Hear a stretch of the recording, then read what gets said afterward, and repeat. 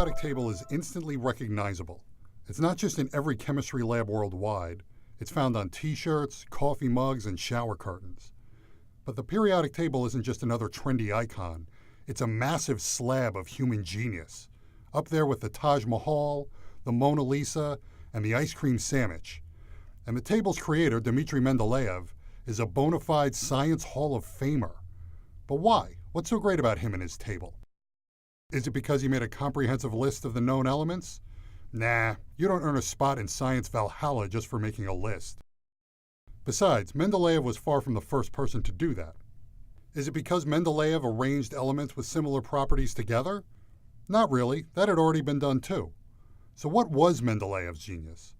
Let's look at one of the first versions of the periodic table from around 1870. Here we see elements designated by their two-letter symbols arranged in a table. Check out the entry at the third column, fifth row. There's a dash there. From that unassuming placeholder springs the raw brilliance of Mendeleev.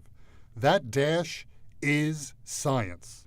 By putting that dash there, Dmitri was making a bold statement. He said, and I'm paraphrasing here, "Y'all haven't discovered this element yet. In the meantime, I'm going to give it a name. It's one step away from aluminum, so we'll call it Eka aluminum, Eka being Sanskrit for one." Nobody's found Eka aluminum yet, so we don't know anything about it, right? Wrong. Based on where it's located, I can tell you all about it. First of all, an atom of Eka aluminum has an atomic weight of 68, about 68 times heavier than a hydrogen atom. When Eka aluminum is isolated, you'll see it's a solid metal at room temperature. It's shiny, it conducts heat really well, it can be flattened into a sheet, stretched into a wire, but its melting point is low, like freakishly low. Oh, and a cubic centimeter of it will weigh 6 grams. Mendeleev could predict all of these things simply from where the blank spot was and his understanding of how the elements surrounding it behaved. A few years after this prediction, a French guy named Paul-Émile Lecoq de Bois-Baudran discovered a new element in ore samples and named it gallium after Gaul, the historical name for France. Gallium is one step away from aluminum on the periodic table. It's Eka aluminum. So were Mendeleev's predictions right? Gallium's atomic weight is 69.72. A cubic centimeter of it weighs 5.9 grams.